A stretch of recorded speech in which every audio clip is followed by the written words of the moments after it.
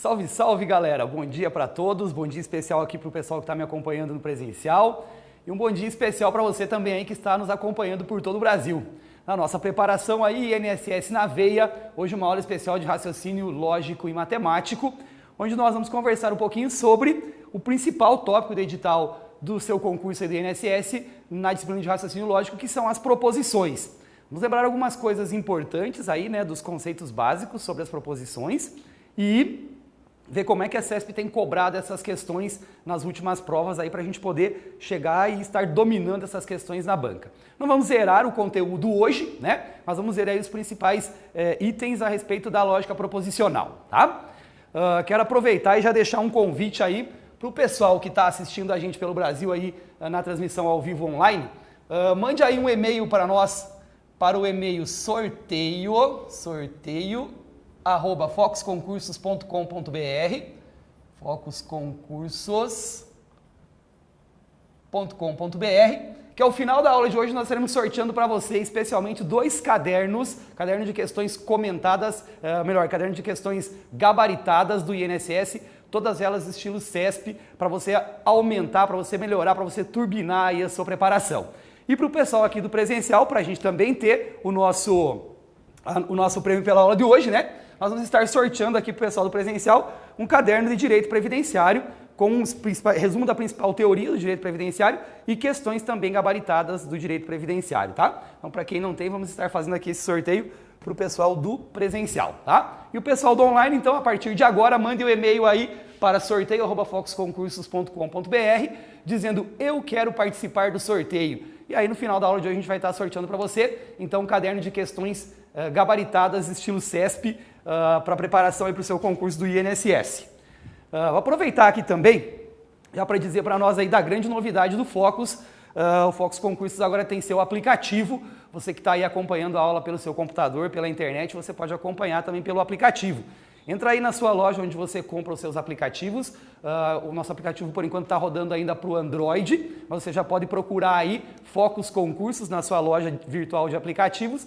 Você vai encontrar o aplicativo do Focus. Baixa, é gratuito e você vai poder acompanhar todos os eventos do Focus e assistir aí do seu celular, onde você estiver, né? Tá no trabalho, tá no ônibus, tá no parque, tá passeando, quer assistir os eventos do Focus Concursos, abre o aplicativo no seu celular e você vai poder acompanhar ao vivo tudo aquilo que o Focus traz para você na preparação para o seu concurso. Legal? Focus Concursos, então, mais uma novidade para vocês aí, aplicativo para você poder assistir as nossas aulas pelo seu celular.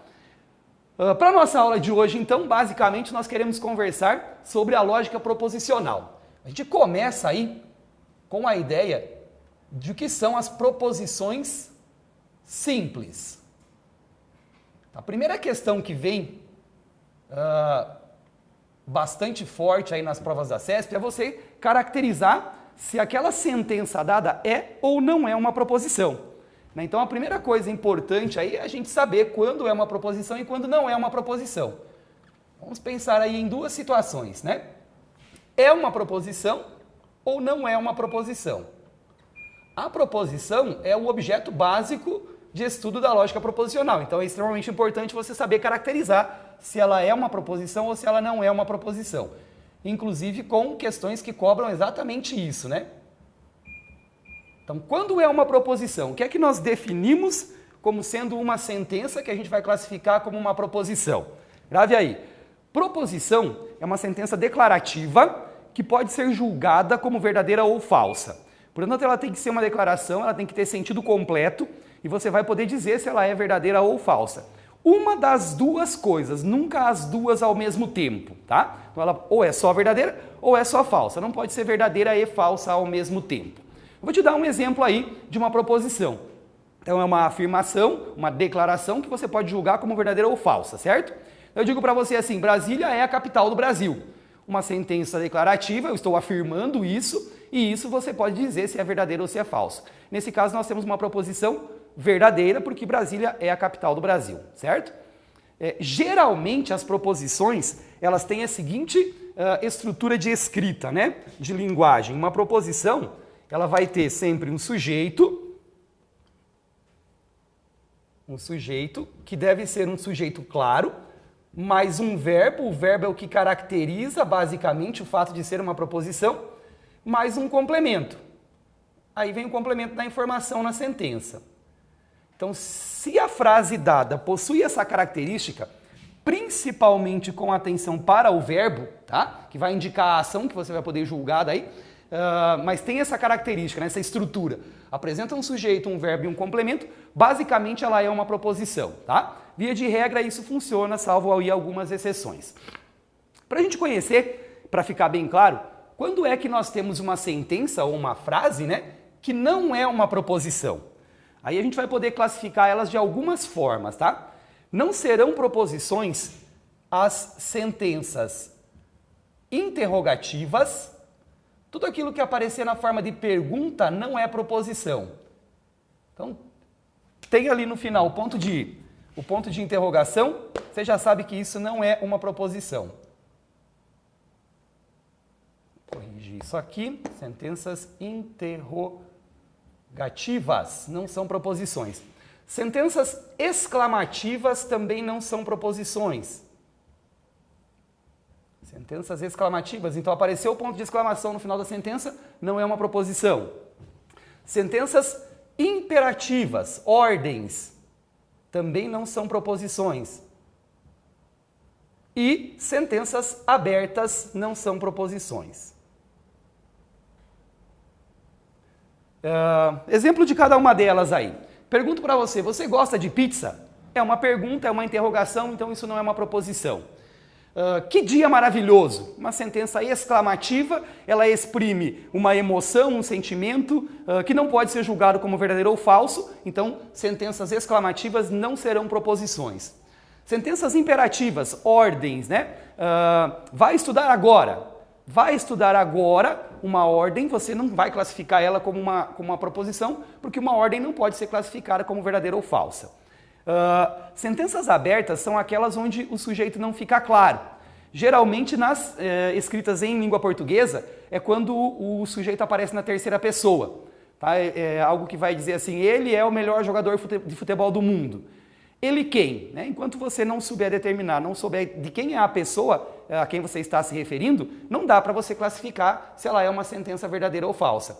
Diferente de quando eu digo um nome, né? Eu digo para você assim, José é o melhor jogador de futebol do mundo. Aí a sentença já é fechada e aí compete a saber quem é o José, se ele é melhor, se ele não é o melhor, enfim. Não importa, mas ela é uma proposição, porque de duas uma, ou ele é o melhor ou ele não é o melhor.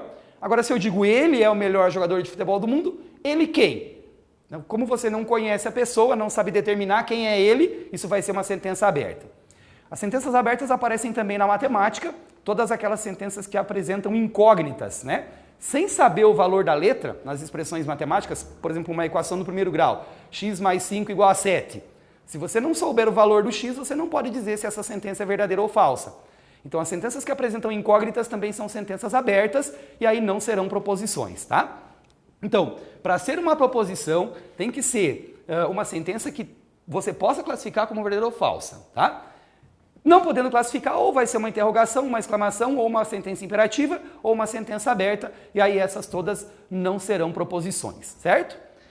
Em sendo uma proposição, né, aí a gente entra especificamente no objeto de estudo da lógica, tá? Então, a primeira coisa é você classificar. É proposição, a gente continua estudando. Não é proposição, acaba aqui o estudo da lógica, porque daí nada mais interessa, tá? Sendo uma proposição, o que é que nós temos que conhecer sobre as proposições simples? Você tem que saber determinar o valor lógico da proposição. Valor lógico, assim chamado, é você classificar a proposição em verdadeira ou falsa. Então, qualquer proposição, se é uma proposição, ou ela é verdadeira ou ela é falsa. E aqui nós temos dois princípios, tá? O primeiro princípio da lógica é dizer que uma proposição tem que ser classificada em verdadeira ou falsa. E o segundo princípio da lógica diz que uma proposição jamais poderá ser classificada como verdadeira e falsa ao mesmo tempo. Então esses dois princípios nos garantem o seguinte, você só pode dizer que ela é ou verdadeira ou falsa. Não existe uma terceira possibilidade para ela. E nos garante que ela não pode ser verdadeira e falsa ao mesmo tempo, tá? Então, dizer qual é o valor lógico da proposição e dizer se ela é verdadeira ou se ela é falsa. Na CESP, nós já temos questões anteriores de concursos que envolvem outros tópicos do edital dentro de uma questão de proposição. A gente pode pegar, por exemplo, um tópico lá da parte do Código de Ética do servidor público, né, da disciplina de ética, que está no edital, e ele construiu uma sentença e pedir para você classificar se ela é verdadeira ou falsa. Certo? Aí você vai estar avaliando dois tópicos do edital, né, um tópico de ética e um tópico de raciocínio lógico. Tá? Então, ter o conhecimento do edital pode envolver aqui você dizer se uma proposição é verdadeira ou falsa. Via de regra, dá para dizer que todas as questões da CESP são proposições. Quando ele fala assim para você, né, dá o enunciado da questão, e fala assim para você, com base no texto anterior, julgue o item, e você tem que classificar ele como certo ou errado, você está classificando ele como verdadeiro ou falso. Então, todas as questões da CESP são proposições que você vai classificar ou como verdadeira ou como falsa. Quer dizer, ou como certa ou como errada, certo? Além do valor lógico da proposição, a outra coisa importante sobre as proposições simples é a gente saber determinar a negação da proposição simples. Aqui a gente já começa com um símbolo, né? As proposições, elas vão ser representadas por letras, podem ser letras maiúsculas ou letras minúsculas. Geralmente a gente usa letras maiúsculas, mas pode usar minúscula também, não tem problema, tá? Então a gente usa as letras para representar. Então você vai ter as proposições lá representadas, por exemplo, pelas letras P, Q, R, assim por diante, ou A, B, C, maiúscula ou minúscula, tá? Representação das proposições. A negação de uma proposição, ela vai ser representada pelo símbolo de cantoneira, geralmente é o que a CESP usa, é esse Lzinho deitado aqui, ou também pode ser representada pelo tio. Tá? Esse símbolo ele vai anteceder a letra da proposição. Então, se uma proposição dada é uma proposição P, então a negação dela vai ser não P. Significa dizer que toda vez que você enxergar esse símbolozinho antes da letra é porque ele está falando da negação da proposição P, certo? Negar uma proposição é utilizar a expressão não antecedendo o verbo da proposição. Então, se eu digo para você assim, Pelé é o melhor jogador de futebol do mundo, ou Pelé foi o melhor jogador de futebol do mundo, a negação dessa proposição seria Pelé não foi o melhor jogador de futebol do mundo. Então, negar uma proposição significa usar a palavrinha não antes do verbo. Uma atenção especial porque a CESP adora isso, né? Sentenças que possuem dois verbos, certo? Nós vamos ver daqui a pouco nos exercícios aí um exemplo disso. Sentenças que possuem dois verbos e aí fica aquela dúvida, onde a gente coloca o não, né? Você vai usar o não no verbo principal da frase. E aí você tem a ideia de que, via de regra, para a CESP, via de regra, o verbo principal é o primeiro. Então, se você ficar na dúvida, coloque o não no primeiro verbo, tá? Se aparecerem dois verbos, olha para o verbo principal. Se ficar na dúvida, coloca o não no primeiro verbo, porque via de regra é isso que vai funcionar nas questões da CESP, tá? Para não dar confusão. Tem bastante gente entrando agora, lembra do sorteio.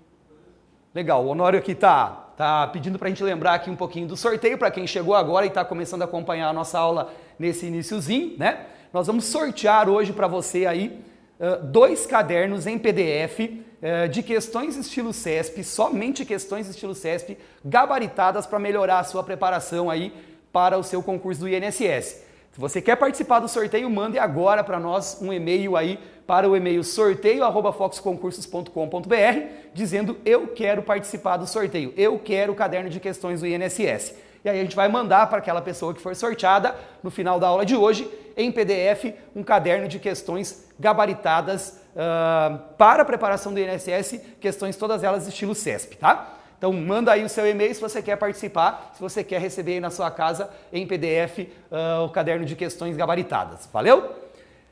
Obrigado, Honório. Então, sobre as proposições simples, o que a gente tem que conhecer é isso. Você tem que saber se ela se a sentença dada, se a frase dada é ou não é uma proposição. E aí lembre-se, né, a proposição tem essa estrutura, sujeito, verbo, complemento, e pode ser classificada como verdadeira ou falsa, certo? Para não ser uma proposição, a gente tem algumas características. Interrogações, né, sentenças interrogativas não são proposições, sentenças exclamativas não são proposições, sentenças imperativas, ordens, não são proposições, e sentenças abertas, aquela onde você não consegue caracterizar o sujeito, não são proposições. Vou pedir para que vocês peguem aí nos exercícios que eu selecionei para a gente brincar um pouquinho na aula de hoje. Nós temos As 4 primeiras questões aí são questões da CESP e que dizem respeito a essa ideia inicial das proposições simples, tá? Então vamos trazer para cá esses exercícios para a gente poder resolver e ver um pouquinho como é que a CESP tem cobrado as proposições simples. Tem muita questão de proposição simples, tá? Com certeza, uma das questões da sua prova, a gente está pensando aí em torno de 7 questões de raciocínio lógico, e uma delas deve ser uma questão simples ou de proposição simples, tá? Então a primeira questão aí, o primeiro exercício da nossa lista, o material está disponível aí para você que está acompanhando, o pessoal aqui do presencial tem ele, né? Ele vai dizer o seguinte: a respeito da lógica proposicional, julgue o item subsequente. Esse termo lógica proposicional é o termo que normalmente a CESP usa para a parte da lógica que trata das proposições, por isso lógica proposicional, mas ela também pode falar em lógica sentencial, quer dizer a mesma coisa, porque nós estamos falando de sentenças que são ou não são proposições, e ela também pode falar em lógica bivalente. A lógica bivalente é a mesma coisa, porque uma proposição ela pode assumir 2 valores lógicos, ou ela é verdadeira ou ela é falsa. Por isso ela também pode ser chamada de lógica bivalente, tá? Então lógica proposicional ou lógica sentencial ou lógica bivalente, ele está dizendo respeito à lógica das proposições.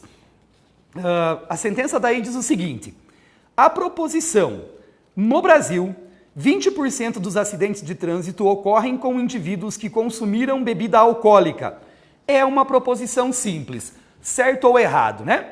Vamos só fazer uma pequena mudança ali, quando ele diz assim: no Brasil, 20% dos acidentes de trânsito ocorrem. Se a gente escrever assim, ó, 20% dos acidentes de trânsito do Brasil ocorrem com indivíduos que consumiram bebida alcoólica. Nós temos uma proposição simples. Vou escrever aqui: 20% dos acidentes de trânsito que ocorrem no Brasil, ou melhor, 20% dos acidentes de trânsito do Brasil ocorrem com indivíduos que consumiram bebida alcoólica. Vou deixar aqui o consumiram porque eu vou precisar dele nessa análise. Com indivíduos que consumiram. Não quer sair esse N aqui não, Honório. Uma coisa. Consumiram bebida alcoólica, ok. Então, 20% dos acidentes do Brasil ocorrem com indivíduos que consumiram bebida alcoólica. Veja que aqui nós estamos falando dos acidentes que ocorrem no Brasil, tem esse quantificador aqui que é o 20%, né? Mas a expressão 20% dos acidentes do Brasil é a quem eu estou me referindo nessa frase. Esse aqui é o sujeito da frase, certo? O verbo principal é o ocorrem aqui. Esse é o verbo. E o resto é complemento, com indivíduos que consumiram bebida alcoólica. Então, essa é uma proposição simples. Se de fato ocorre com 20%, ela é uma proposição verdadeira. Se não ocorre com 20%, então ela é uma proposição falsa. Mas ela é uma proposição simples, certo? Respeita a estrutura sujeito, verbo, complemento, né? Aqui seria então o complemento. E pode ser classificada como verdadeira ou falsa. Peguei essa sentença aqui para a gente perceber que ela tem a presença de 2 verbos. Tem o ocorrem aqui e tem o consumiram aqui.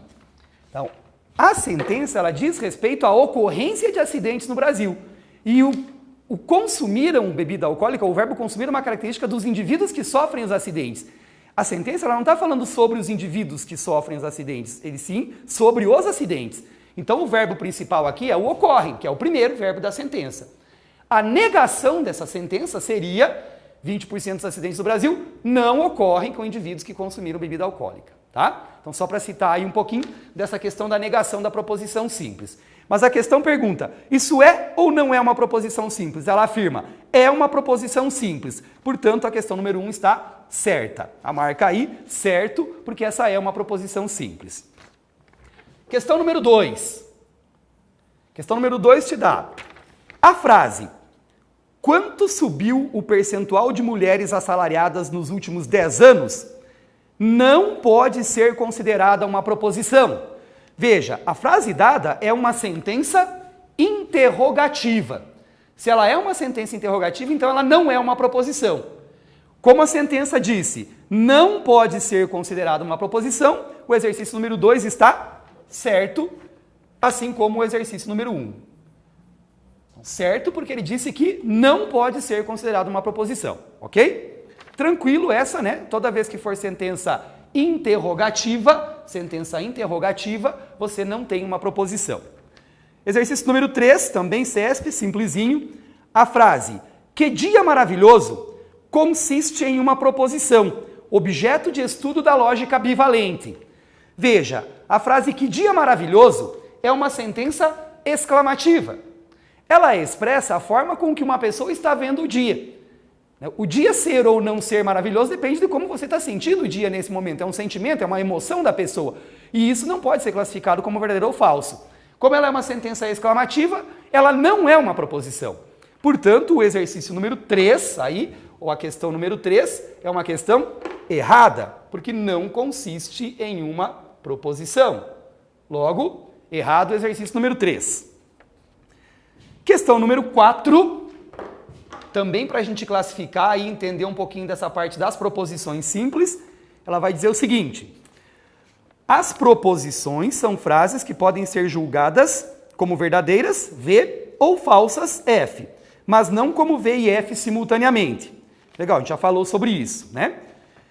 A partir das informações do texto, julgue o item a seguir. A sequência de frases a seguir contém exatamente duas proposições. Vamos ver, ele coloca ali 3 frases. Primeira, segunda e terceira. Três sentenças, né? A primeira diz assim: a sede do TRT do Espírito Santo localiza-se no município de Cariacica. Veja, você tem um sujeito, que é a sede do TRT, você tem um verbo, que é o localiza-se, né? Colocado aí na sua forma verbal, mas é um verbo, localiza-se, no município de Cariacica, o complemento. Se ele se localiza no município de Cariacica, a sentença é verdadeira. Se não se localiza, é falsa. A gente não precisa saber se ela é verdadeira ou falsa, mas a gente sabe que ela é uma proposição. É porque ela ou é verdadeira ou é falsa. Logo, a primeira sentença dada, a primeira frase dada, é uma proposição.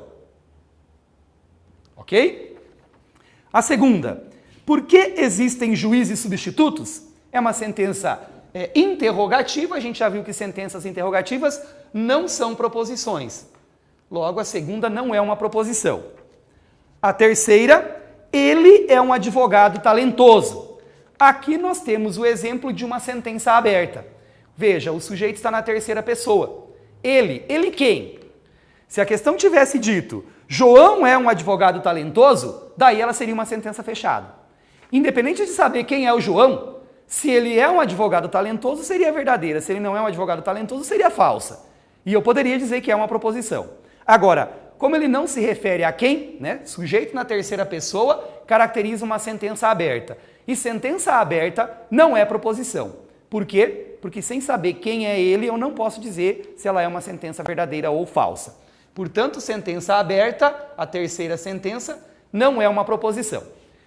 O exercício dizia, lá em cima, né? A sequência de frases a seguir contém exatamente duas proposições. Portanto, a questão número 4 é uma questão errada. Nós não temos exatamente duas proposições, nós temos apenas uma proposição. Legal? Proposições simples, então, é a parte mais tranquila aí do edital de raciocínio lógico, e é isso que nós temos que dominar, né? Aí, quanto mais exercícios a gente puder fazer, melhor para a nossa preparação aí para a prova, para evitar surpresas nessa hora, tá? Com questões que são fáceis, né? E aí nós vamos para a segunda parte da nossa aula de hoje falar daquilo que envolve mais um pouquinho de operações agora, que são as proposições compostas. Bom, o que são proposições compostas? Essa é a nossa próxima pergunta aí. Proposições compostas se referem a sentenças que são construídas a partir de várias proposições simples. Então, nós vamos dizer que uma proposição composta é um conjunto formado por duas ou mais proposições simples interligadas por conectivos. Então, vejamos aí, ó, o que são proposições compostas. Uma proposição é dita composta quando a gente tiver a seguinte característica: duas ou mais proposições simples duas ou mais proposições simples interligadas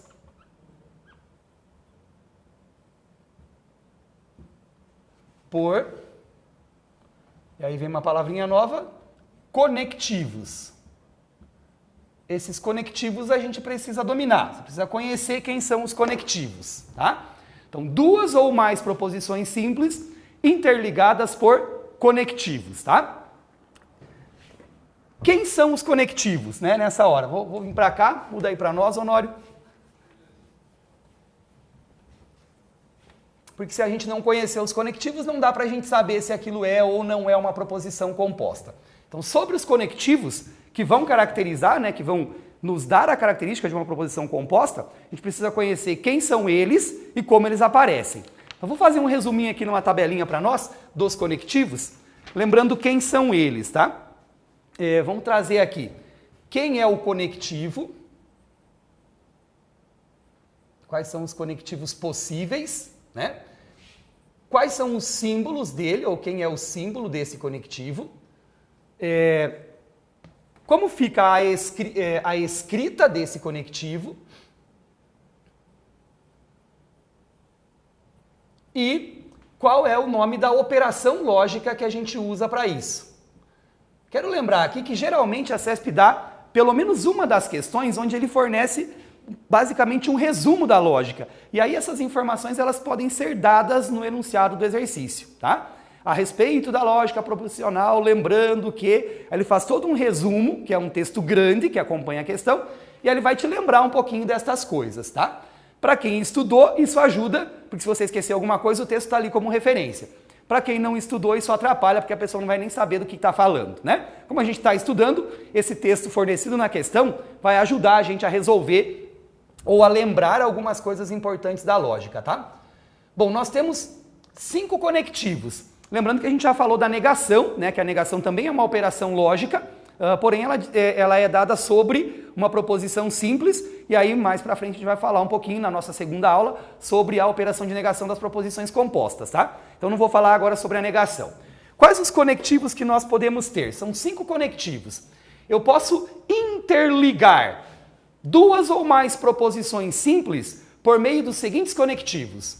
O conectivo e, o conectivo ou, o conectivo ou,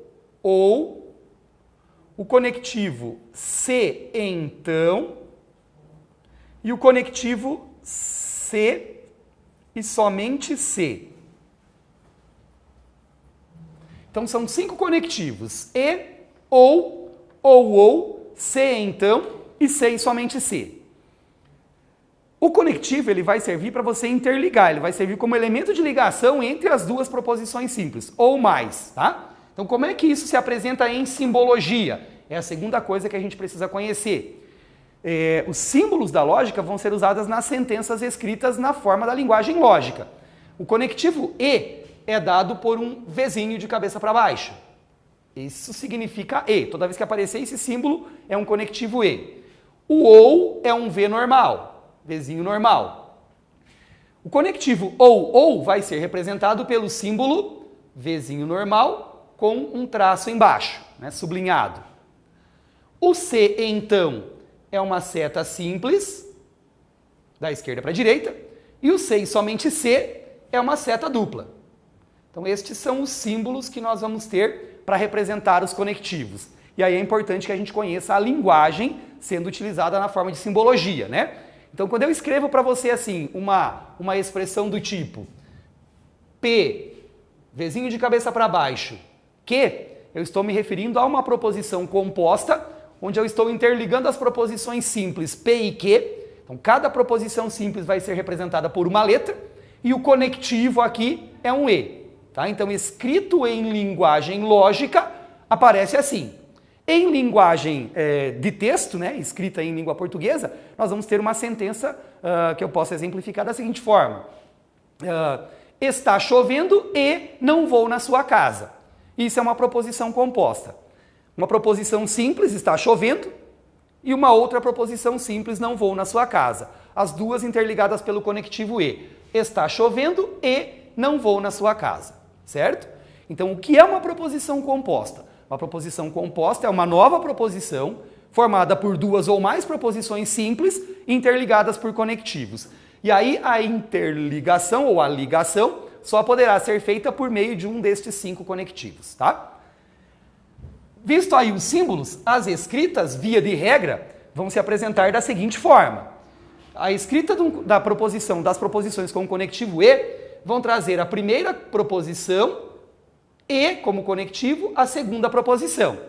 Então, primeira proposição e segunda proposição. Se for um ou, mesma coisa. Primeira proposição ou segunda proposição, né? Vou ao mercado ou à panificadora. Você tem aí 2 proposições simples. Vou ao mercado, vou à panificadora, interligados pelo conectivo ou. A primeira ou a segunda.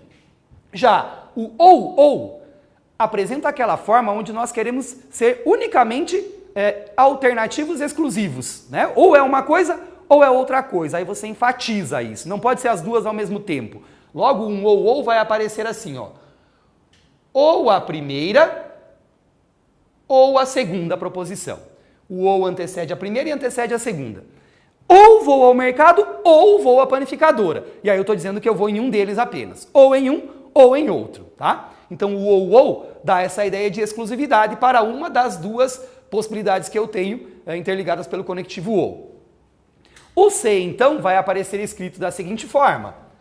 Se a primeira proposição, então a segunda proposição.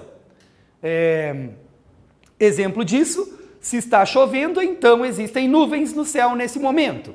Se está chovendo, então existem nuvens. 2 proposições, está chovendo, existem nuvens interligadas pelo conectivo se isso, então aquilo, pelo se então. E o último conectivo, se e somente se, vai aparecer escrito assim. Primeira proposição, vírgula, ou melhor, primeira proposição, se, vírgula, e somente se, vírgula, segunda proposição. Então, primeira proposição, se e somente se, segunda proposição. Por exemplo, a figura geométrica é chamada de triângulo, se e somente se possui exatamente 3 lados, certo? O se e somente se vai interligar 2 proposições. A figura é chamada de triângulo e possui 3 lados. 2 proposições simples interligadas pelo conectivo se e somente se. Cada um desses conectivos denota uma operação lógica. E as operações lógicas têm nomes, né, que podem aparecer no enunciado do seu exercício, então você precisa conhecer o nome das operações lógicas aí.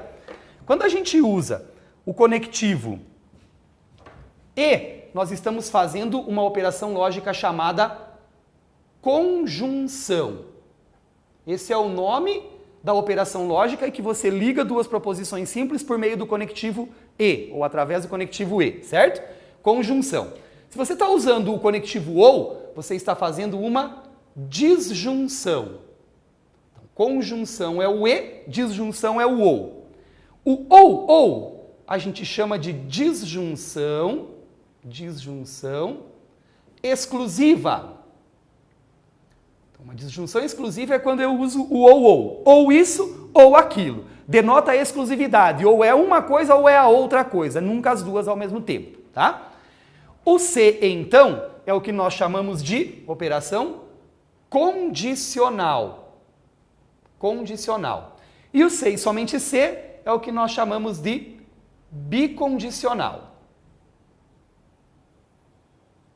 Então, cada operação lógica aí tem o seu nome, dependendo do conectivo que você está usando, tá? Então, uma conjunção é o e, a disjunção é o ou, a disjunção exclusiva é o ou, o condicional é o se, isso, então aquilo, e o bicondicional é o se e somente se. Legal?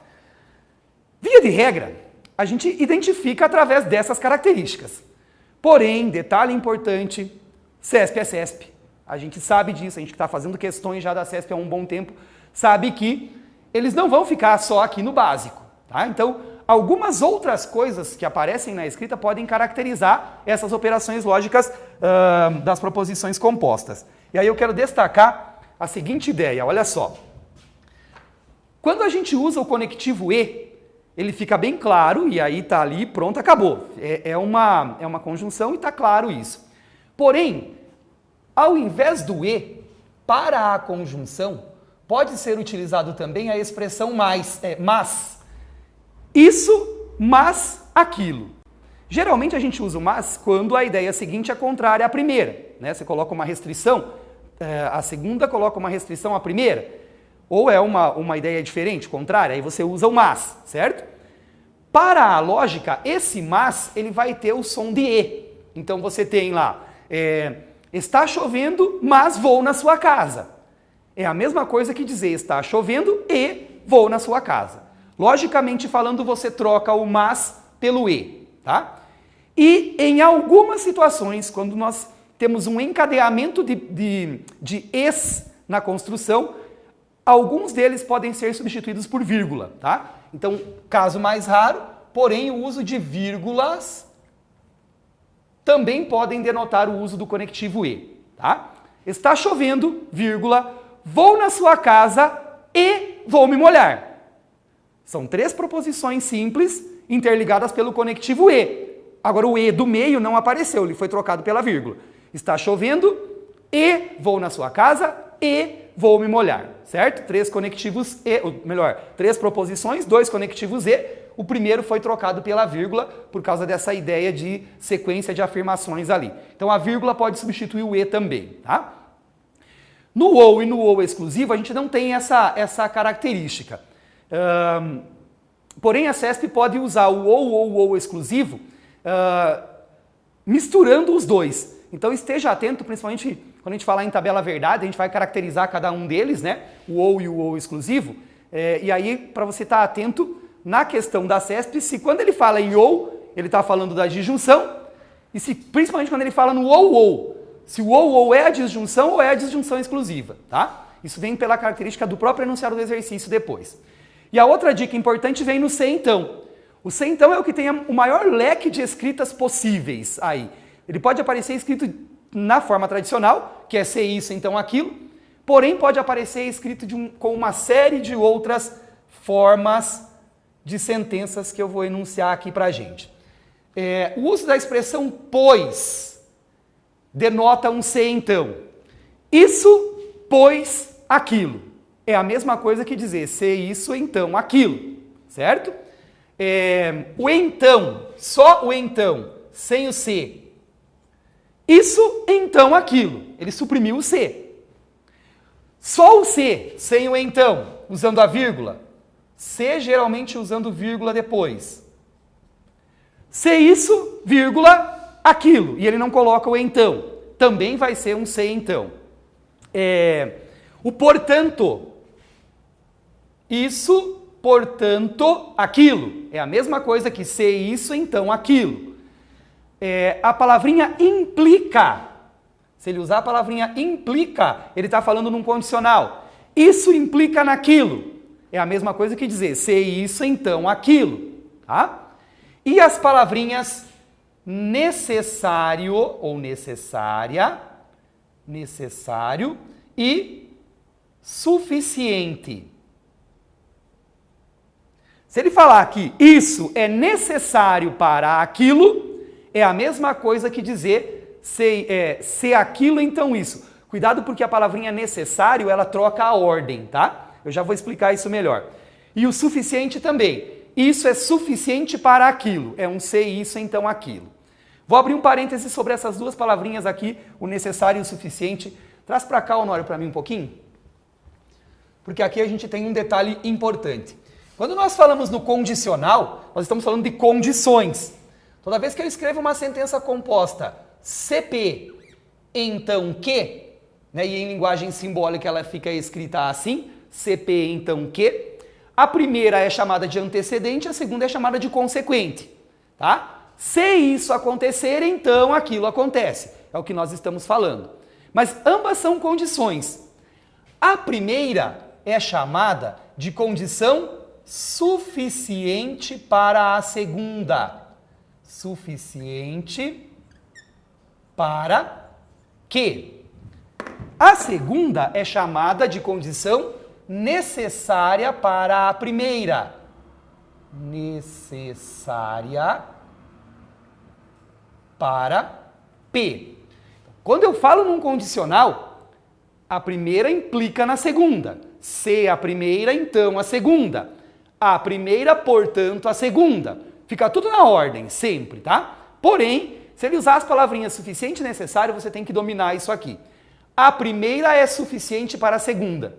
E a segunda é necessária para a primeira. Então, se ele disser assim para você, para que eu vá na sua casa é necessário que não esteja chovendo, o necessário é a segunda. Então, vou na sua casa, se vou na sua casa, então não está chovendo. Certo? A segunda é sempre a condição necessária.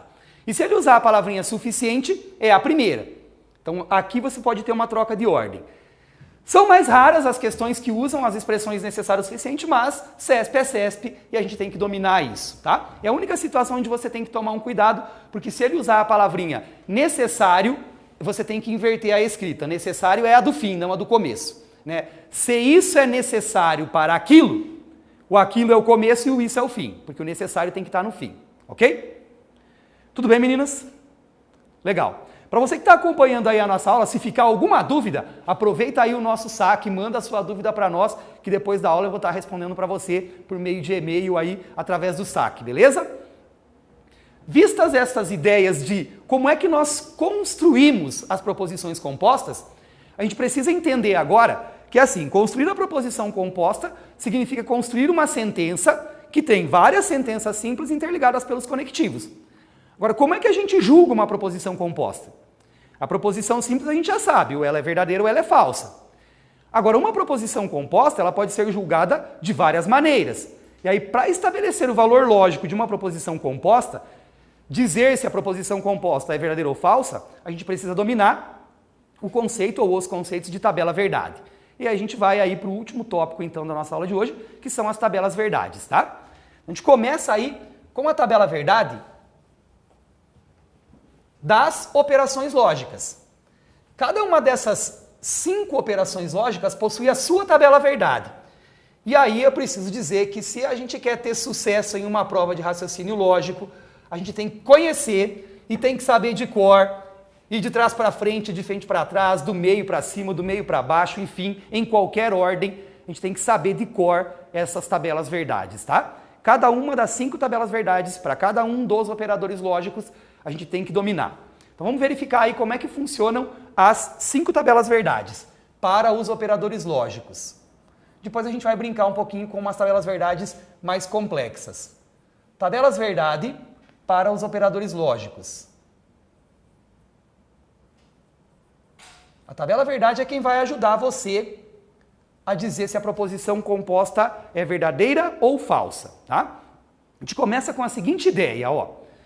Quando eu falo de uma proposição simples, uma proposição P somente, ela só tem 2 possibilidades de valores lógicos. Então eu posso até pensar em uma tabela para uma proposição P e essa tabela vai possuir apenas 2 linhas. Porque uma proposição P, ela só tem 2 resultados possíveis. Ou ela é verdadeira ou ela é falsa. Ok? Quando eu falo de 2 proposições, então eu vou precisar da proposição P e da proposição Q. Tendo 2 proposições, eu tenho que pensar em todos os casamentos possíveis para essas 2 proposições. Quando eu falo em todos os casamentos possíveis, eu estou falando que existem várias situações aqui. E nesse caso serão 4 situações. Quais são elas? A primeira proposição ser verdadeira e a segunda também ser verdadeira. A primeira ser verdadeira e a segunda ser falsa. Mas também pode acontecer a primeira ser falsa e a segunda ser verdadeira. Ou, por último, a primeira ser falsa e a segunda também ser falsa. Então existem 4 situações possíveis para uma tabela verdade que envolve 2 proposições simples. Verdadeiro com verdadeiro, verdadeiro com falso. Falso com verdadeiro, falso com falso. Se forem 3 proposições, e aí a CESP geralmente vai até 3 proposições, mas já apresentou questões no passado aí que envolvem 4 proposições, mas vamos ficar aqui no caso 3. Se forem 3 proposições, nós temos que pensar no casamento possível para as 3 proposições. Então eu teria as seguintes situações: uma proposição P, uma proposição Q e uma proposição R. Fazendo todos os casamentos possíveis para P, Q e R, nós vamos ter a seguinte situação, ó. Nós vamos ter aqui 8 possibilidades, serão 8 linhas de tabela verdade. 5, 6, 7, 8. Vou fechar aqui essa primeira, para a gente poder enxergar direitinho. Depois a gente nem precisa mais fechar isso aqui, né? Porque é desnecessário, na verdade, basta a gente se organizar para isso. E aí, para a gente não se perder, para fazer todos os casamentos possíveis, vale o seguinte truquezinho, ó. Como nós vamos ter 8 resultados possíveis, e eu já explico o porquê de 8, você vai pensar sempre assim, ó, de metade em metade, tá? O que é metade de 8? Metade de 8 é 4. Então eu vou colocar 4 verdadeiros e 4 falsos. Metade de 8, 4. Então 4 verdadeiros, 4 falsos. Metade de 4, quanto é? Metade de 4 é 2. Então, na segunda coluna eu coloco 2 verdadeiros e 2 falsos. 2 verdadeiros e 2 falsos. Metade de 2 é 1. Então, na terceira coluna, 1 verdadeiro, 1 falso. 1 verdadeiro, 1 falso. 1 verdadeiro, 1 falso e assim sucessivamente, até o final. Veja, aqui nós temos todos os casamentos possíveis para uma tabela verdade que envolve 3 proposições simples. Esse truquezinho da metade sempre vai funcionar, olha só. Uma proposição simples, ela só tem 2 resultados, então metade é verdadeira, metade é falsa. 2 proposições têm 4 resultados possíveis. Metade, 2 verdadeiros, 2 falsos. Metade, 1 verdadeiro, 1 falso, 1 verdadeiro, 1 falso. 3 proposições, 8 resultados possíveis. Metade verdadeiro, metade falso. Metade verdadeiro, metade falso. Metade verdadeiro, metade falso. Vai pegando sempre pela metade, mas você não precisa ficar preocupado com tudo que você tem que fazer de casamento possível. Aqui você pode perceber que você não tem nenhum resultado diferente. É melhor, não tem nenhum resultado igual. Todos eles são diferentes, né? Verdadeiro, verdadeiro, verdadeiro só aparece uma vez. Verdadeiro, verdadeiro e falso só aparece uma vez. Então a gente garante que não vai ter erro nenhum na construção da tabela. Agora, professor, como é que você sabia que aqui eram 2 linhas, aqui 4 linhas e aqui 8 linhas? Aí vem uma dica importante. O número de linhas de uma tabela verdade depende do número de proposições que você vai usar naquela proposição composta. Se a sua proposição é uma proposição simples, uma proposição só, você vai ter 2 linhas. Se a sua proposição composta for composta por 2 proposições simples, você vai ter 4 linhas. Se forem 3 proposições simples, você vai ter 8 linhas. De onde vem isso? Aí eu vou dizer para você assim, ó. O número de linhas da tabela verdade é sempre 2 elevado a n. Sempre.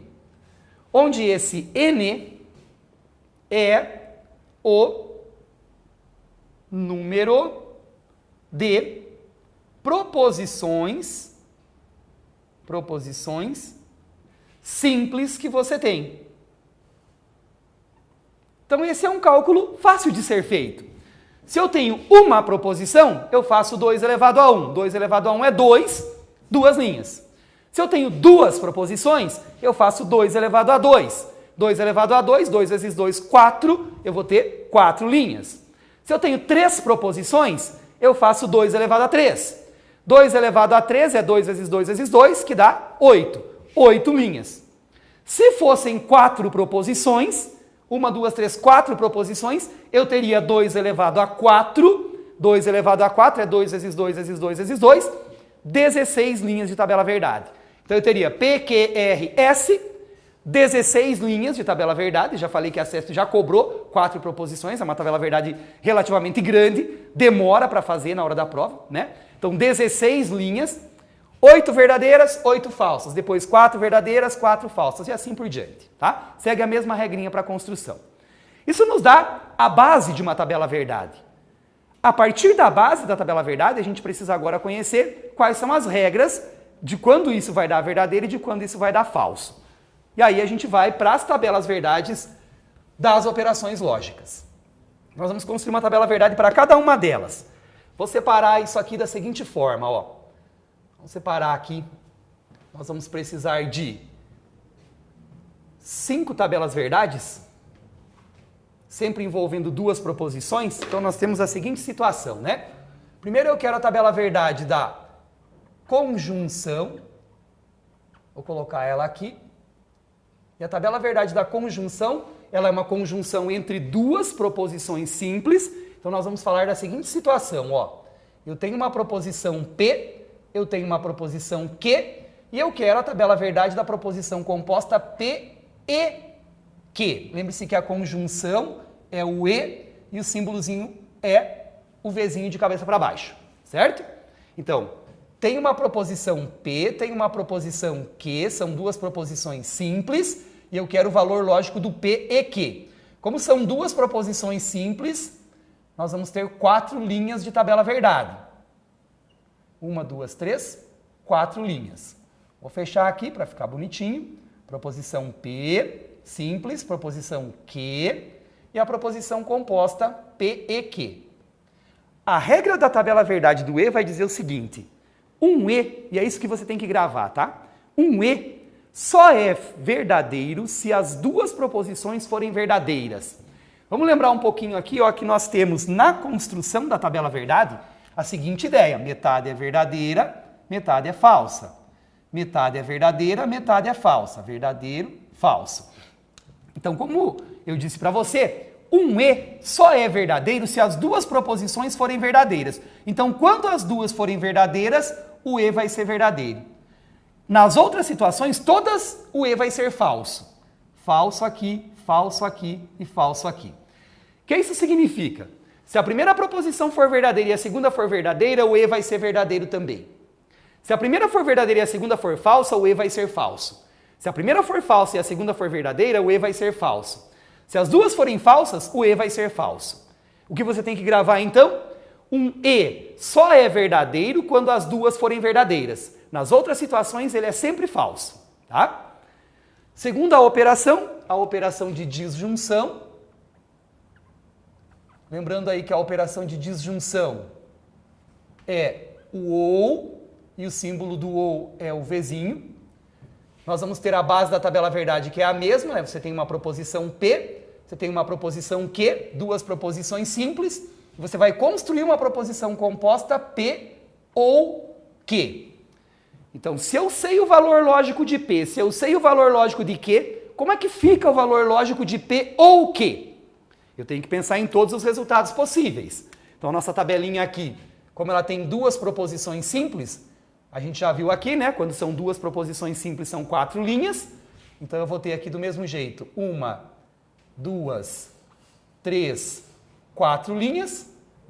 A gente já sabe também que a base da tabela é sempre daquele jeito, metade verdadeira, metade falsa. Daí, verdadeiro, falso, certo? O que diz a regra do OU? A regra do OU vai dizer para você o seguinte: um OU só é falso quando as 2 forem falsas. Então, quando as 2 proposições forem falsas, o OU também vai ser falso. O resto é tudo verdadeiro. Recapitulando, um E só é verdadeiro quando as 2 forem verdadeiras. O resto é falso. Um OU só é falso quando as 2 forem falsas. O resto é tudo verdadeiro. Notem, então, que cada operação lógica tem a sua regra de tabela verdade, tá? A próxima operação que nós vimos lá dos conectivos é a disjunção exclusiva. Disjunção exclusiva. Lembrando que a disjunção exclusiva é o uso do ou e o símbolo é o Vzinho com o tracinho embaixo, né? Então, a tabela verdade vai trazer 2 proposições simples, uma proposição P, uma proposição Q, e aí você vai construir a proposição composta ou P ou Q, interligadas pelo conectivo ou.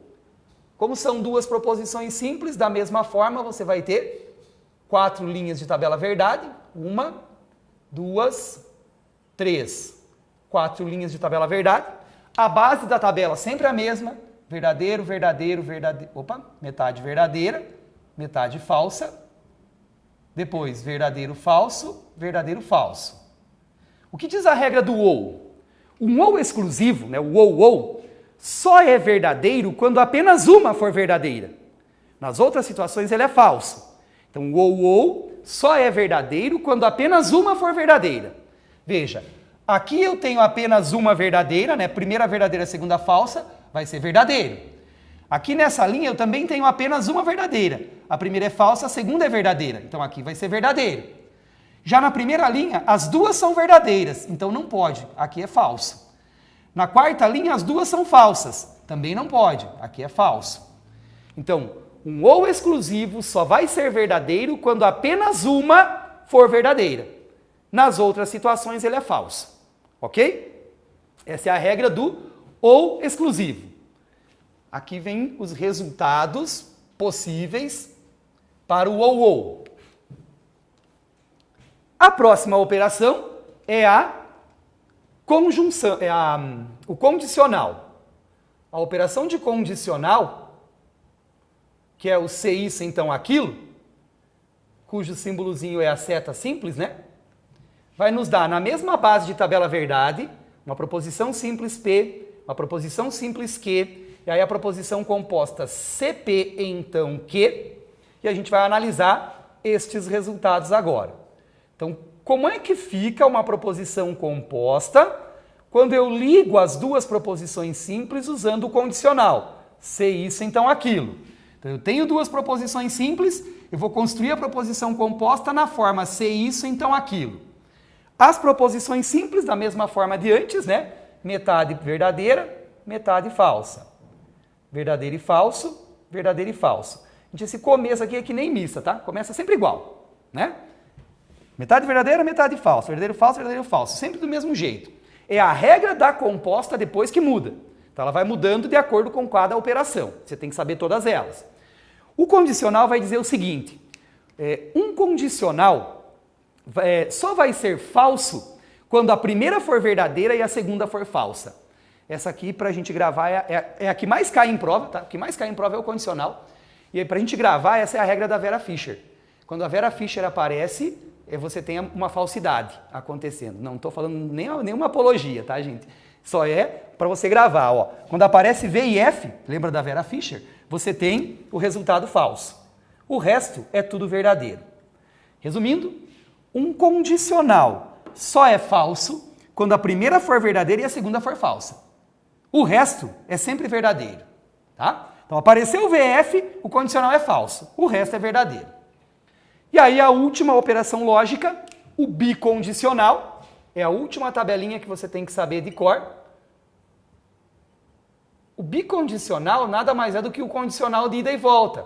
Por isso que o símbolozinho é a setinha para os dois lados, tá? A base da tabela verdade é a mesma, né? Você vai ter uma proposição simples P, uma proposição simples Q, e você quer uma proposição composta P, C e somente C, Q. Como é que fica a regra quando eu ligo as duas proposições usando C e somente C? Você tem uma tabela verdade com duas proposições simples, portanto 4 linhas da mesma forma. 1, 2, 3, 4 linhas, tá? A base da tabela é a mesma, né? A primeira pode ser verdadeira, a segunda verdadeira, verdadeiro com falso, falso com verdadeiro, falso com falso, que é a mesma coisa que eu fiz antes. Metade verdadeira, metade falsa, depois verdadeiro, falso. A regra do condicional vai dizer o seguinte: um condicional só é verdadeiro quando as duas proposições tiverem o mesmo valor lógico. Se as duas tiverem o mesmo valor lógico. Então, se as duas forem verdadeiras, ele vai ser verdadeiro. Se as duas forem falsas, ele também vai ser verdadeiro. Agora, se elas têm valores lógicos diferentes, então ele vai ser falso. Verdadeiro com falso dá falso, falso com verdadeiro dá falso. O bicondicional, se você fizer uma associação, ele lembra muito a regra dos sinais da matemática. Se você associar o verdadeiro com o positivo e o falso com o negativo, ele é igualzinho o jogo de sinal, ó. Positivo com positivo dá positivo, negativo com negativo dá positivo. Agora, positivo com negativo dá negativo e negativo com positivo também dá negativo. Sinais iguais, resultado verdadeiro.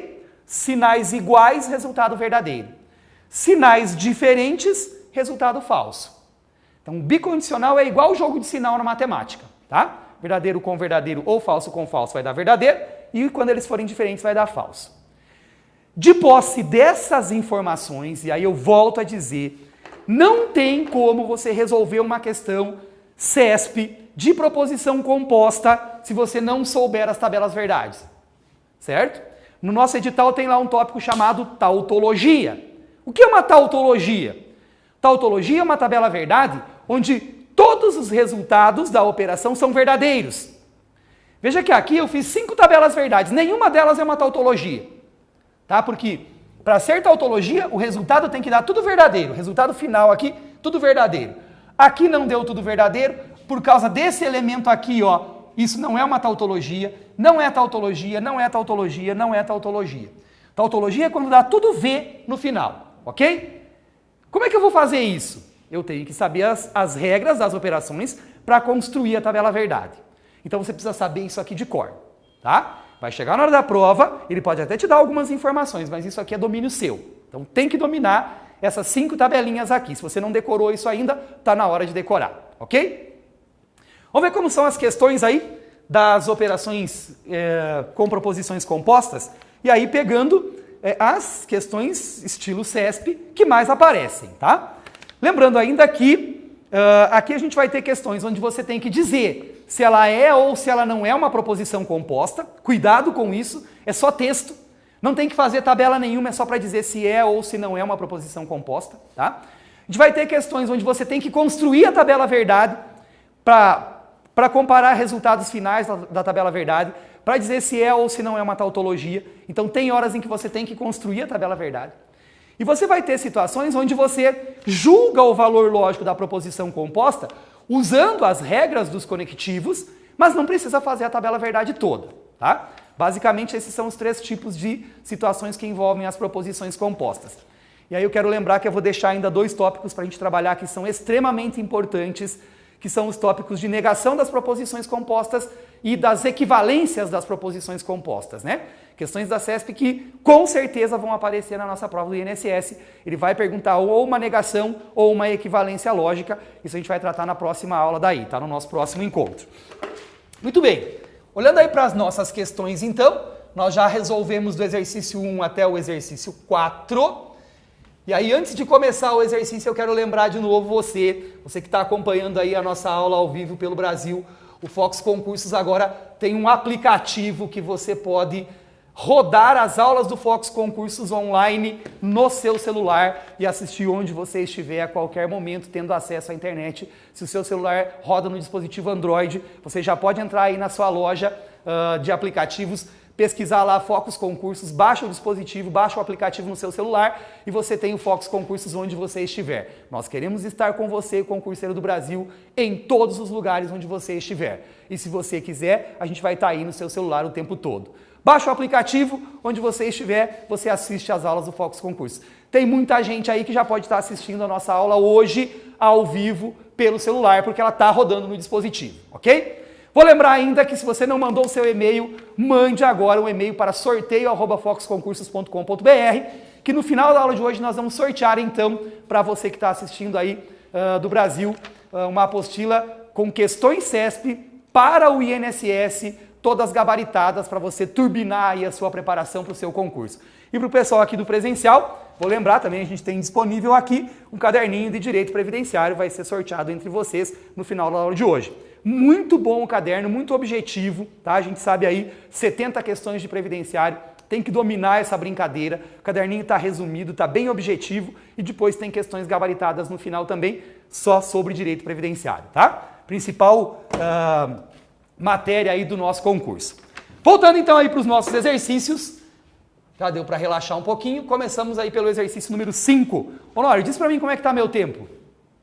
Aí. Te espero, não tem crise não.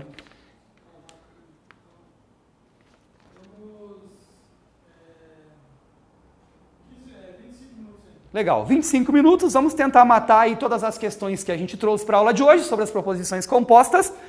Se não der, eu passo o resultado, né, a resposta delas, para que vocês possam resolver aí. E aí quero lembrar também, o pessoal que está aqui participando da aula pode perguntar a hora que quiser, né, gente? Não preciso falar sozinho aqui, tá? E você que está acompanhando aí em casa, se tiver alguma dúvida, manda um e-mail para o nosso saque, que depois da aula eu vou estar respondendo as dúvidas de vocês, tá? Então, questão número 5 diz assim: considerando os conectivos lógicos usuais e que as letras maiúsculas representam proposições lógicas simples, julgue o item seguinte acerca da lógica proposicional. A sentença: os candidatos aprovados e nomeados estarão subordinados ao regime jurídico único dos servidores civis da União, das autarquias e das fundações públicas federais, é uma proposição lógica composta, certo ou errado? Gente, magnífica a questão da CESP. A pessoa que tem conhecimento superficial, a pessoa que não tem conhecimento de lógica não pode fazer esse concurso, né? Não vai saber o que é isso. A pessoa que tem conhecimento superficial vai dizer que isso aqui está certo. Por quê? Porque tem um conectivo E ali no meio. Os candidatos aprovados e nomeados estarão subordinados ao regime jurídico único dos servidores civis da União, das autarquias e das fundações públicas federais. Porém, presta muita atenção, porque a CESP adora isso. Essa não é uma proposição composta, essa é uma proposição simples. Mas, professor, e aquele E ali? Gente, aquele E caracteriza uma coisa que o Pablo sabe explicar melhor que eu, mas que na língua portuguesa a gente chama de sujeito composto. Veja, não são os candidatos aprovados, não basta ser aprovado no concurso para estar sujeito ao regime jurídico único. Você tem que ser aprovado e nomeado. A partir do momento que você é nomeado é que você está sujeito ao regime jurídico único. Então eu não posso separar isso em duas proposições. Eu não posso dizer assim, ó, o candidato aprovado está sujeito ao regime jurídico. O candidato nomeado está sujeito ao regime jurídico. As duas coisas têm que estar juntas. Portanto, aquela característica aprovados e nomeados é só uma soma de características para o sujeito ou para o candidato ali. Então é um sujeito composto. O sujeito da brincadeira dessa sentença é os candidatos aprovados e nomeados. Esse é o sujeito composto. Aprovados é o verbo e os subordinados ao regime jurídico único, servidores civis, a União, autarquias e fundações é o complemento. Logo, isso é uma proposição simples, não uma proposição composta. Então, cuidado com esse E que aparece quando ele simplesmente está ali para somar características do sujeito ou do complemento. Porque tem um outro E no final ali, né? Servidores da União, das autarquias e das fundações públicas federais. Esses dois E que aparecem aí só somam características. Um soma a característica do sujeito, outro soma a característica da união, mas eles não podem ser tratados separadamente. Lógico, daí, né, esse conectivo lógico E não é uma conjunção. Ele simplesmente é um E que soma características do sujeito e o outro do complemento. Portanto, essa é uma proposição simples e o exercício número 5 está errado. O que eu quis dizer quando eu falei assim que a pessoa que teria um conhecimento superficial iria dizer que essa é uma questão certa? Porque a pessoa que tem conhecimento superficial vai pensar que quando aparece o E é composto, quando aparece o OU é composto, e isso nem sempre é assim, tá? Então cuidado, porque o E, lógico, enquanto conectivo, ele tem que juntar duas proposições simples, que significa dizer que cada uma delas tem que ter sentido separadamente.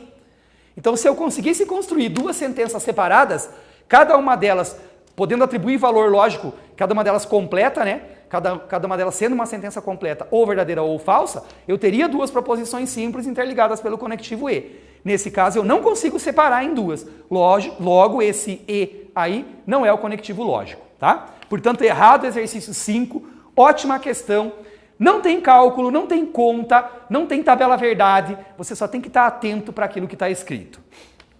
Próxima questão, exercício número 6, aí da nossa lista, vai dizer o seguinte: julgue os itens seguintes relativos à lógica proposicional. Olha lá, junto comigo, acompanha aí. A sentença: a indicação de juízes para o Supremo Tribunal Federal deve ser consequência de um currículo que demonstre excelência e grande experiência na magistratura. Pode ser corretamente representada na forma CP, então, que, em que P e Q sejam proposições simples, convenientemente escolhidas. Gente, CESP é CESP. Esse é um exercício extremamente delicado, cheio de pequenas informações, que se você desconsiderar uma delas, acabou o exercício. Essa foi uma palavrinha que eu não usei antes lá, e você pode acrescentar no resuminho que eu fiz lá das operações lógicas. Destaca aí no enunciado do exercício a palavrinha consequência, porque quando aparece a palavra consequência, nós também estamos falando de um condicional. Lembra que os elementos do condicional, CP então que, o começo é o antecedente, o fim é o consequente. Então, quando ele fala em consequência, é porque aquilo que é consequência é o fim do ser isso, então aquilo. Logo, toda vez que aparecer a palavrinha é consequência ou consequente, ele está falando de um condicional, ok? Vai ser realmente um ser isso, então aquilo. A sentença que ele disse, e aí eu vou escrever isso aqui, resumindo para nós, é assim, ó. A indicação de juízes para o STF deve ser consequência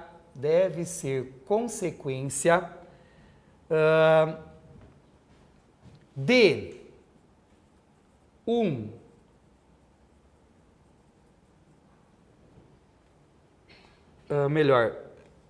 de um currículo, isso mesmo, de um currículo que demonstre excelência e grande experiência na magistratura. Legal, vamos lá para aquilo que a gente deve fazer em um tipo de questão como essa. Aqui vem uma dica muito importante, tá? Tente traduzir as sentenças dadas na proposição composta em letras que compõem ela, ou seja, tente enxergar cada proposição simples que está escrita ali. Veja que aqui no começo eu tenho uma proposição simples, ó. A indicação de juízes para o Supremo Tribunal Federal. Onde é que está a proposição simples aí, né? É como se eu olhasse assim para o nome de um juiz e dissesse o juiz João foi indicado para o Supremo Tribunal Federal. O juiz João não foi indicado para o Supremo Tribunal Federal. Se o juiz João foi indicado, ela é verdadeira. Se ele não foi indicado, ela é falsa, certo? Então, esta sentença aqui, ó, esta primeira parte da proposição composta, a indicação de juízes para o Supremo Tribunal Federal, é uma proposição. Vou chamar ela de I. Você pode chamar da letra que você quiser, tá? P, Q, R. Vou chamar de I aqui para lembrar indicação, certo? Então, a indicação de juízes para o Supremo Tribunal Federal deve ser consequência. Essa expressão, deve ser consequência, nos leva para um CP então que. Agora, cuidado. Isso é a consequência. Logo, esse cara aqui vai estar no fim, não no começo. Ok? Vai estar no fim, não no começo. Porque ele é a consequência. Então, ele é o consequente. O consequente está no fim. Antecedente no começo, consequente no fim, tá? Agora, a palavrinha consequência indica que isso aqui é realmente um condicional, que é o que ele está dizendo lá no final do enunciado do exercício. Consequência do quê? Aí vem uma outra proposição aqui, ó. De um currículo que demonstre... Deixa eu pegar aqui direitinho a sentença. De um currículo que demonstre excelência. Essa expressão, um currículo que demonstre excelência, já é uma proposição. Se o João lá, se o juiz tem um currículo que demonstra experiência, então essa proposição é verdadeira. Se ele não tem um currículo que demonstra experiência, então ela é uma proposição falsa. Logo, currículo que demonstre experiência, vou chamar de, que demonstre excelência, vou chamar de C aqui de currículo, já é uma proposição. E tem uma outra condição aqui para ser a consequência, para ser indicado ao Supremo Tribunal Federal. Qual é a outra consequência? Que essa pessoa tenha grande experiência na magistratura. Então aqui eu tenho um conectivo lógico e uma outra proposição simples, ter grande experiência na magistratura. Então se o João tem grande experiência na magistratura, ela é uma proposição verdadeira. Se ele não tem grande experiência, ela é uma proposição falsa. Logo, ter grande experiência na magistratura é uma outra proposição simples, que eu vou chamar aqui de proposição E, experiência. Como é que ficaria a tradução dessa sentença escrita em português na linguagem lógica? Eu disse assim para você: a indicação de juízes para o Supremo Tribunal Federal deve ser consequência de um currículo que demonstre de um currículo que demonstre excelência e grande experiência na magistratura. Veja que eu tenho 3 proposições simples aqui. E a escrita disso ficaria assim, ó. Como a indicação é a consequência, então eu estou dizendo assim, ó. Se a pessoa tem um currículo que demonstre excelência e grande experiência na magistratura, então ela pode ser indicada para o Supremo Tribunal Federal. Então, traduzindo isso aqui na linguagem lógica, seria assim, ó. Se tem um currículo e tem grande experiência, se tudo isso, então vai ser indicado para o Supremo. Observe ainda que no enunciado do exercício ele disse assim, ó. Esta sentença pode ser corretamente representada na forma CP então que, e poderia, porque é só uma questão das letras que eu usei, né, dos nomes que eu usei, eu poderia ter chamado isso aqui de P e isso aqui de Q, certo? Porém, ele diz assim, ó, em que P e Q, sublinhe, sejam proposições simples. Por mais que eu queira, não tem como escrever isso aqui, ó, como uma proposição simples. Aqui eu tenho uma proposição composta, porque eu preciso que o currículo demonstre excelência e que tenha experiência na magistratura. Esta sentença aqui é uma proposição composta. Então, essa primeira aqui não pode ser simples, ela tem que ser composta. Logo, P e Q não podem ser proposições simples. Por causa disso, o exercício está errado. Pessoal do presencial, pessoal do Brasil inteiro. Se você tirar a palavrinha simples dali, o exercício fica certo. Tá? Tirou a palavrinha simples, ele vai ficar assim, ó. Em que P e Q sejam proposições convenientemente escolhidas. A P poderia ser essa proposição composta daí. E aí isso aqui poderia ser verdadeiro. Estaria correto o exercício. Tá? Como ele obrigou P e Q a serem proposições simples, veja, eu não consigo uma única proposição simples aqui, eu preciso de uma proposição composta. Logo, errado o exercício. Número 6. Ótimo exercício, bem a cara da CESP para as questões de proposição composta, tá? Mudar para cá agora. Não vou deixar as tabelinhas aqui para a gente usar depois. Vamos para o próximo exercício aí. Exercício número 7. Enquanto você copia o que for preciso aí, eu vou lendo aqui o exercício 7. A questão 7 diz assim. Com relação às proposições lógicas, julgue o próximo item muito parecido. Ele diz, a frase, a religião produz um cerceamento da liberdade individual e a falta de religião torna a sociedade consumista e degradada. Será representada de maneira logicamente correta na forma P e Q, em que P e Q sejam proposições convenientemente escolhidas. Veja, a primeira proposição, a religião produz o cerceamento da liberdade individual. Isso é uma afirmação que tem sentido em si e que pode ser classificada como verdadeira ou falsa? Sim. Se a religião produz o cerceamento da liberdade individual, ela é verdadeira. Se não produz, ela é falsa. Isso é uma proposição. Veja, eu não quero saber se você acha isso verdadeiro ou falso. Certo? A questão é, ou ela é verdadeira ou ela é falsa. Então isso é uma proposição. Você pode chamar ela de P. Sublinha ou circula o E. O E é o conectivo. Aí vem a outra proposição. A falta de religião torna a sociedade consumista e degradada. Veja, aquele E de consumista e degradada não é um E conectivo lógico. Ele simplesmente está somando características de uma sociedade quando tem a falta de religião. Portanto, aquele E não é conectivo. E aí toda a proposição, a falta de religião torna a sociedade consumista e degradada, é uma proposição simples que você pode chamar de Q.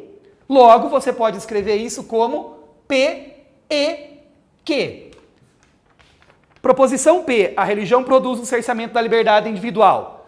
E, proposição Q, a falta de religião torna a sociedade consumista e degradada. Pode ser escrita na forma P e Q, portanto, exercício número 7 está certo.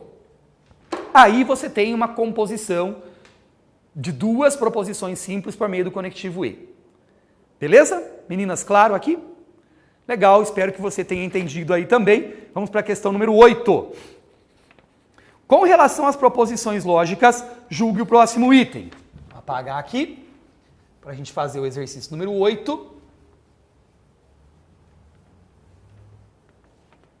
Onde nós vamos ter a seguinte situação.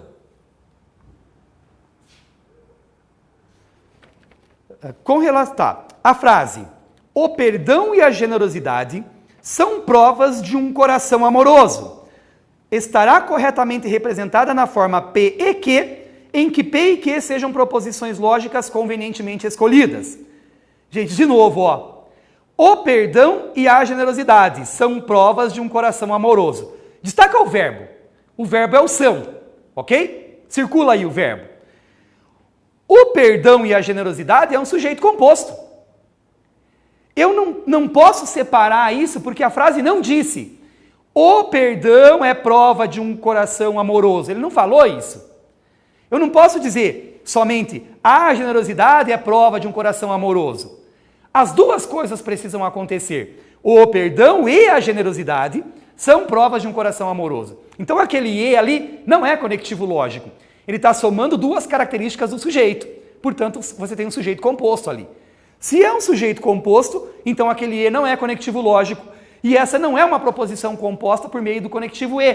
Quando ele escreve assim para a questão número 8, está corretamente representada na forma P e Q, isso está errado. Tá? Afirmação errada, o exercício número 8. Não é uma proposição composta, é uma proposição simples com um sujeito composto. Tá? 9. Considerando a proposição, se Paulo não foi ao banco, ele está sem dinheiro. Vou escrever isso daqui, ó. 9. Se Paulo não foi ao banco, vírgula, ele está sem dinheiro. Julgue o item seguinte.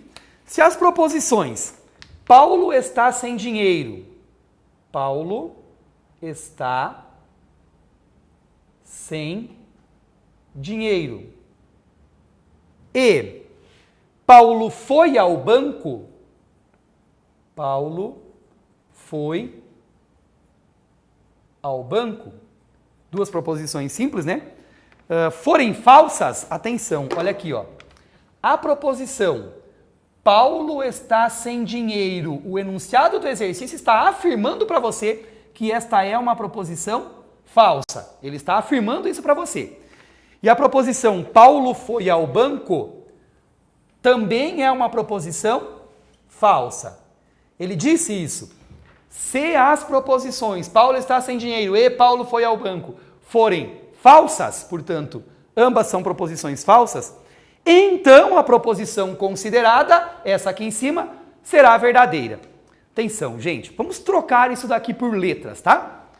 Paulo está sem dinheiro, eu vou chamar essa proposição aqui de D. Paulo está sem dinheiro, D de dinheiro. Paulo foi ao banco, vou chamar essa proposição aqui de B, P de banco, tá? Paulo está sem dinheiro, Paulo foi ao banco. Aqui em cima, apesar de não ter o então, nós estamos naquela situação onde ele suprime o então, né? Essa vírgula aqui, ela está suprimindo o então, mas fica clara a presença dele. Se Paulo não foi ao banco, então ele está sem dinheiro. Ele só suprimiu o então. Logo, nós estamos num condicional aqui. A proposição Paulo não foi ao banco é a negação de Paulo foi ao banco. Se Paulo foi ao banco é a proposição B, Paulo não foi ao banco é a proposição não B. Paulo não foi ao banco, ok? Ele está sem dinheiro. Ele está sem dinheiro é a proposição Paulo está sem dinheiro. Logo, essa daqui é a proposição Paulo está sem dinheiro, proposição D. O que nós sabemos? Vou lá em cima um pouquinho. Aqui está escrito assim, ó. Se não banco, não foi ao banco, então está sem dinheiro. O que está escrito ali é um se não B, então D. Se não foi ao banco, então está sem dinheiro. Vamos para os valores lógicos. Atenção, olha lá. A proposição Paulo está sem dinheiro é falsa. A proposição Paulo está sem dinheiro é falsa. A proposição Paulo foi ao banco é falsa. Logo, a proposição Paulo não foi ao banco é verdadeira. Porque quando você nega a proposição, você só muda o valor lógico dela. Paulo foi ao banco é uma proposição falsa. Paulo não foi ao banco é uma proposição verdadeira. Não foi ao banco, verdadeira. Você tem o valor lógico dessa, você tem o valor lógico dessa. Como é que fica a construção de uma proposição composta do tipo se isso, então aquilo, quando a primeira é verdadeira e a segunda é falsa? Por isso você tem que saber a tabelinha. Você vem aqui para a tabela do condicional, olha só, puxa para cá, honore um pouquinho. Quando a primeira for verdadeira e a segunda for falsa, nós estamos falando desta linha aqui da tabela verdade, ó. Quando a primeira proposição for verdadeira e a segunda for falsa, aparece a Vera Fischer, certo? Não sei isso, então aquilo. Apareceu a Vera Fischer e você sabe que o negócio é falso, ok? Apareceu a Vera Fischer, negócio falso, então, se a primeira é verdadeira e a segunda falsa, esta proposição toda é uma proposição falsa. O enunciado do exercício disse, então, a proposição considerada será verdadeira. Ela não é verdadeira, ela é uma proposição falsa, portanto está errado o exercício número 9. Anote aí respostas dos exercícios números 10, 11 e 12, para você brincar. Exercício número 10, 11 e 12, todos eles têm gabarito certo. Certo exercício 10, certo 11, certo 12. Legal? Vou chamar meu amigo Pablo, chega aí, Pablão.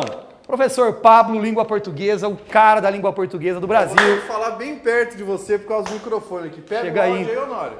Pegou? Então, beleza. Olha só. Pra aproveitar que tô aqui ao lado do AltEV, a gente tem que fazer o sorteio da galera do online. Então agora mudou um pouco, porque no começo era uma proposta só de sorteio, agora é outra. A proposta agora é que nós vamos sortear 2 cursos de exercícios. Ótimo. Beleza? Curso online, exercício resolvido, Exatamente. comentado pelos professores. Melhor que o caderno de exercícios. É melhor que o caderno, por quê? Porque o caderno você lá resolver, papapá, no recôndito do celular, sem o comentário. Agora tem com o comentário. Então nós vamos fazer o sorteio aqui de 2 cursos. Fechou? AltEV, tira o primeiro papel aí. Vamos lá, vou pegar bem lá de baixo. Vai ser esse aqui. O nome é a Paula R.A. Souza. Paula R.A. Souza.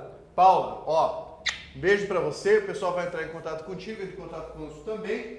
Maravilha, para que você possa aí receber o seu curso. Agora eu vou fazer o sorteio do outro aqui. Pera aí, então vamos pegar lá, papapá. Aqui, segura pra mim. Seguro. Quem ganhou foi Jairon Gomes da Silveira. Jairon. Jairon. Parece nome de herói Power japonês, Rangers, né, é o nome cara? do Power Rangers. Jasper. Jairon. Massa. Jairon. Jairon. Ganhou o curso você também. Maravilha. Então aqui eu tinha que vir para fazer o sorteio e para falar uma outra coisa rapidinho. Olha só, TV. Nós estamos com a promoção do IBGE que está chegando ao fim já do curso, né? Então, qual a promoção do IBGE? O curso teórico mais a apostila em PDF você consegue adquirir em até 12 vezes de R$ 8,77. 12 vezes de R$ 8,77. É muito pouco esse negócio. Aproveita, né? Que o cara tem que aproveitar agora que já está na finaleira aí para você conseguir estudar. Agora, se ele quiser também o curso de exercícios, existe o curso de exercícios também. Olha aqui, ó, em até 7 vezes de 6 pila. 7 vezes de R$ 6,00, galera. É muito pouco para você melhorar aí. Tá chegando a reta final do IBGE também, tá quase na hora da prova. Quer resolver um monte de exercícios, quer olhar para a resolução, quer ter as questões comentadas? 7 vezes de R$ 6,00. É muito pouco. Vale a pena você adquirir esse curso e melhorar aí a sua preparação. Prova do IBGE está chegando também. Maravilha? Então, olha só. Espero que você tenha gostado da aula do AltEV, porque a aula do AltEV quebra tudo também. Fantástico, professor, referência nacional.